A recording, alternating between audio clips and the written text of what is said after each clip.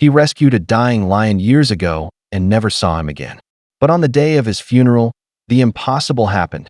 The same lion returned. What unfolded next wasn't just loyalty. It was a moment that proved the heart of a beast can grieve like a human. The scorching sun hung low over the desert village, casting long, golden shadows across the sand. A hush blanketed the small crowd gathered around a simple wooden coffin draped in white. The air was heavy with grief, thick with silence, until a distant rumble broke through. Heads turned. From beyond the dunes, a massive figure emerged, walking slowly but with purpose. It wasn't a man. It was a lion. The villagers froze where they stood, fear flashing in their eyes. The beast's mane glistened under the fading sunlight as it padded closer, each step measured, deliberate. No one dared to move. Soldiers reached for their weapons, but the elder raised his hand to stop them. The lion wasn't hunting. It was mourning that as the creature came to rest beside the coffin, lowering its majestic head. A wave of disbelief swept through the crowd. This was no ordinary farewell. Years before that unforgettable day, the desert had witnessed another story, one of compassion and courage. Rahim, a humble wildlife ranger, had spent his life protecting the wild creatures that roamed the sands. One scorching afternoon, while patrolling near the edge of the reserve, he heard a faint, desperate cry. Following the sound, he discovered a young lion cub trapped in a cruel poacher's snare. Its golden fur was streaked with blood, its eyes wide with fear. Rahim moved slowly, speaking in a calm, steady voice. "Easy now. You're safe." Ignoring the risk, he cut through the wire, freeing the trembling cub. For days, he nursed it back to health, feeding it, tending its wounds, keeping watch under the stars. The cub grew stronger, following Rahim like a shadow, learning to trust the man who had saved it. But Rahim knew the wild called it home. One morning, with a heavy heart, he opened the reserve gate and whispered, "Go, my friend. Be free."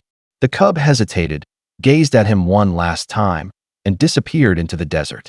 Rahim smiled softly, unaware that this small act of kindness would one day echo back in the most extraordinary way imaginable. Time moved on, and the desert kept its secrets. Rahim's hair had turned silver, his steps slower, but his heart remained the same, gentle and steadfast. He still roamed the wild dunes each morning, checking the boundaries, ensuring no traps were left behind by poachers.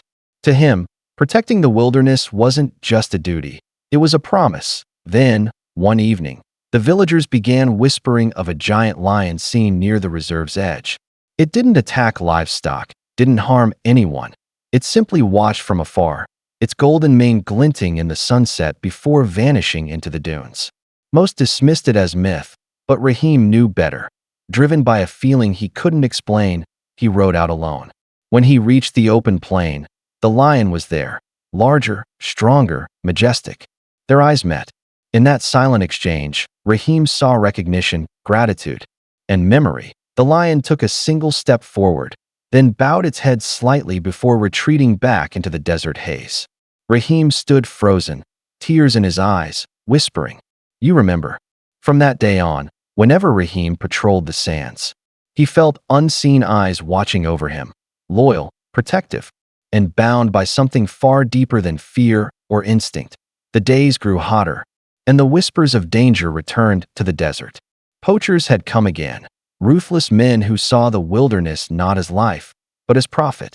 Rahim, though older now, refused to stand by. "As long as I can walk," he told his fellow rangers, "no animal will die under my watch." One fateful night, under a blood-red sunset, Rahim heard distant gunfire echo through the dunes. Without hesitation, he mounted his jeep and sped toward the sound. He found the poachers setting traps near the waterhole, the same place where he had once rescued the lion cub years ago. Rahim shouted, his voice echoing through the desert winds. Chaos erupted. A shot rang out. The poachers fled into the darkness, leaving Rahim lying on the sand, his uniform stained crimson. By dawn, the villagers found him. His breathing was shallow, his eyes gazing toward the horizon, where golden dunes met the rising sun. With his last breath, Rahim whispered, "Protect them, always." That day, the desert fell silent. Far away, Beyond the dunes, a mighty roar answered, a sound filled not with rage, but with sorrow. Somehow, the lion knew.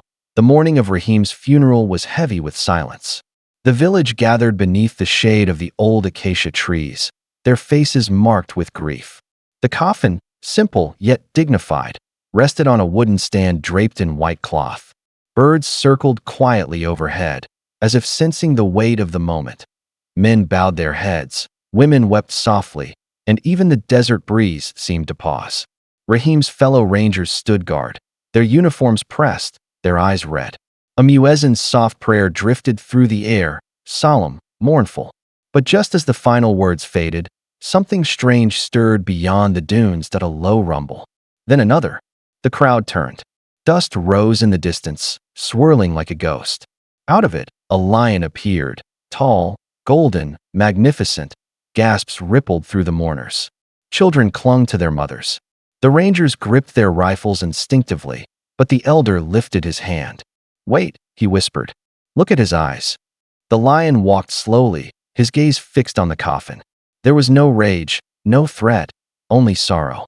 Step by step, he crossed the open ground until he stood beside Rahim's resting place. Then, in a gesture that silenced the world, the lion bowed his head and laid down beside the coffin. The crowd watched in stunned silence as the beast of the wild mourned the man who once saved his life. No one dared to move. The lion's massive frame lay beside the coffin, his golden fur brushing against the edge of the white cloth. His chest rose and fell slowly, his breaths deep and mournful. Every now and then, he let out a soft, low rumble, a sound that carried the weight of sorrow itself. Hours passed. The scorching sun dipped lower, painting the sky in shades of amber and crimson. Still, the lion did not move. Villagers watched in silence, their fear melting into awe. Mothers wiped their tears, children whispered prayers, and even the rangers lowered their weapons. Realizing they were witnessing something sacred, a young boy stepped forward, clutching his mother's hand. "Mama," he whispered, "he's guarding him." The elder nodded slowly. "Yes," he said, "the lion keeps his promise." Even as the last prayer ended and the crowd began to drift away, the lion remained, his head resting near the coffin as if refusing to leave his old friend alone. For the first time in memory, the desert felt alive with both grief and reverence, a bond between man and beast so pure. It left an entire village speechless. As the final rays of the sun touched the horizon, the lion finally stirred.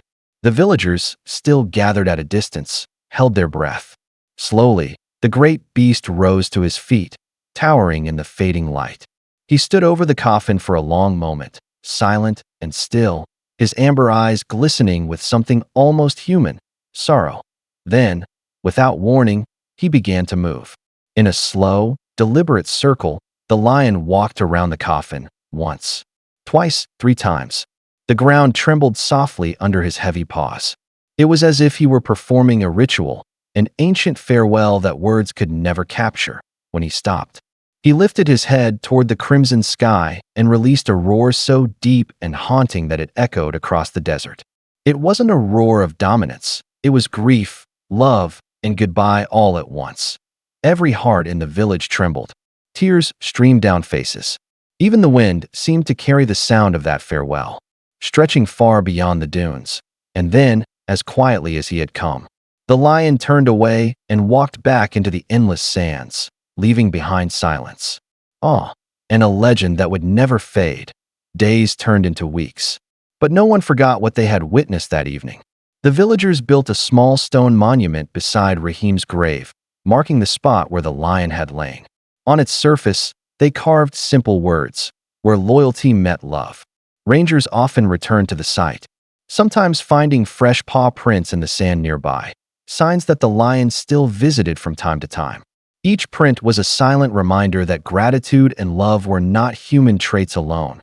News of the story spread far beyond the desert, touching hearts across the world. People wept, shared, and spoke of Rahim and the lion as proof that compassion never dies. It lives on, even in the wild. Rahim had once saved a life, expecting nothing in return. But in the end, that very life came back, to honor him forever.